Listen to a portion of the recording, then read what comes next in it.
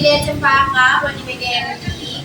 Dan saya di sini sore hari ini kita sedang berada di kampus Sitawaslia bersama Abang Zia, merupakan salah satu mahasiswa Sitawaslia dan beliau juga merupakan Ketua Demas Sitawaslia Kota Binjai. Mungkin Abang Zia dan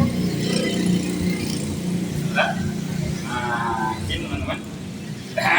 Assalamualaikum warahmatullahi wabarakatuh. Saya Ziaul Haq. Saya mahasiswa Sitawaslia Kota Binjai dan juga saya ketua Dewan Pembina Mahasiswa Sitawaslia Kota Binjai. Hari ini alhamdulillah dapat diberikan kesempatan untuk diwawancara oleh sahabat kami, sahabat abang saya sendiri. Saya Prodi PAI sore. Sekarang sedang menjalani pembelajaran atau pekerjaan. Mungkin itu. Ini kan abang nih ketua Dema. Visi abang di jabatan ini apa? Oke, singkat. Visi kita adalah menciptakan Dewan Eksekutif Mahasiswa sebagai wadah aspirasi dari para mahasiswa. Mungkin itu secara garis besar. Itu kan untuk aspirasi nih, sedangkan dari yang beberapa saya lihat nih kan mahasiswa tuh seperti mahasiswa kumpul tuh ya kan, pulang pergi aja, datang pergi ya.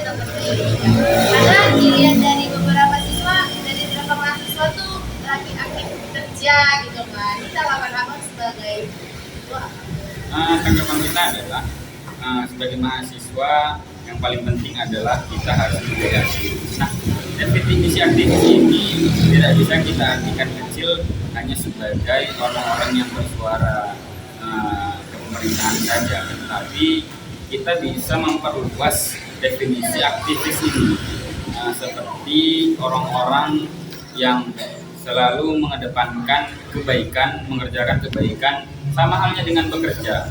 Dia mencari nafkah itu juga bisa didefinisikan sebagai aktivis. Jadi bisa kita sampaikan bahwa untuk mahasiswa yang sudah bekerja itu kami kira sudah mampu kita sampaikan bahwasanya dia aktivis, dan juga bukan juga kita mengucilkan dia sebagai mahasiswa enggak, tapi dia punya alasan tersendiri dan dia sudah menjadi aktivis kecil di keluarganya.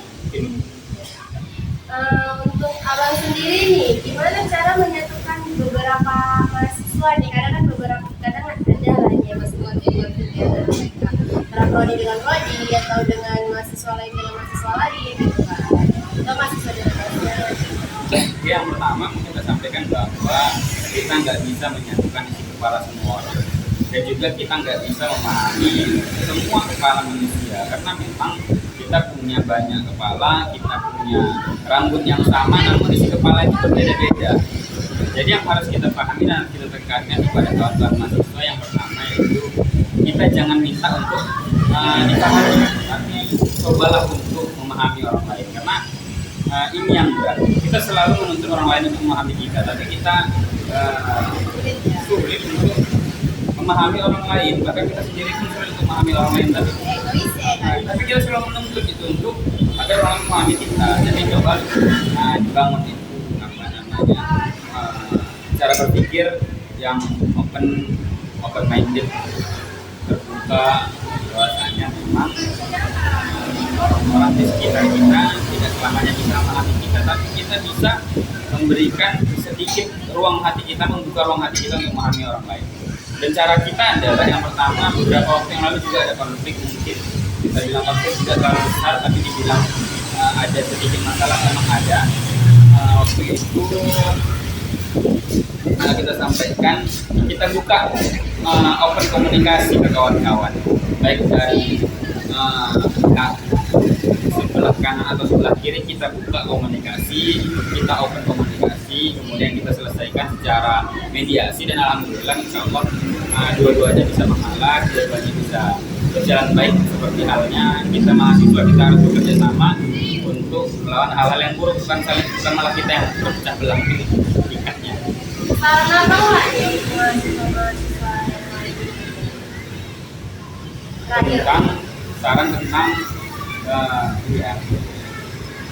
proses bermahasiswanya atau tentang mungkin pesan kita untuk kawan-kawan mahasiswa itu satu. Kita punya problem yang sama, kita adalah satu. Seharusnya kita menjadi satu tubuh.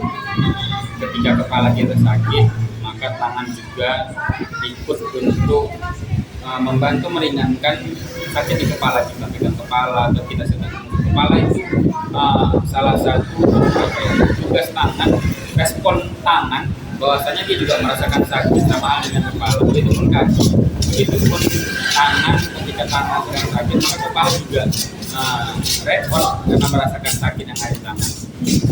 Ketika kita sudah merasa satu tubuh, kita akan merasakan sakit teman-teman yang lain. Jadi kawan-kawan, pesan saya sebagai mahasiswa sipil aja tidak harus disangkut pautkan atau dikaitkan dengan ketua dewan eksekutif mahasiswa.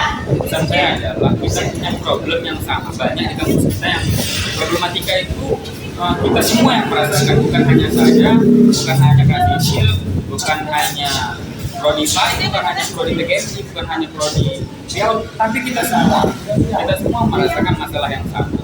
Nah, di sini kawan-kawan, yang ingin saya tekankan adalah bagaimana cara kawan-kawan untuk bersatu, semuanya bersuara agar problematika itu tidak selesai. Suara saya sendiri itu tidak bisa, belum tentu mampu untuk menyelesaikan problematika yang besar itu di kampus kita. Tapi saya pastikan dan saya yakinkan ke kawan-kawan, ketika kita semuanya bersatu dan menyuarakan hal yang sama, saya pastikan kita semua akan selamat. Namun ketika satu atau dua orang saja yang bersuara, saya pastikan yang selamat hanya segelintir orang yang bersuara, dan yang tidak bersuara belum tentu akan selamat.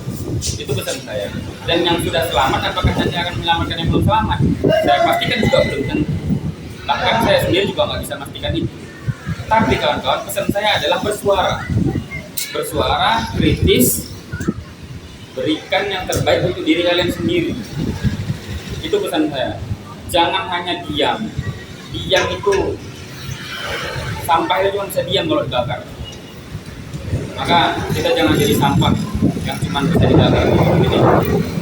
Intinya harus satu ya, satu menyuarakan suara. Oke, cukup sekian dari kami.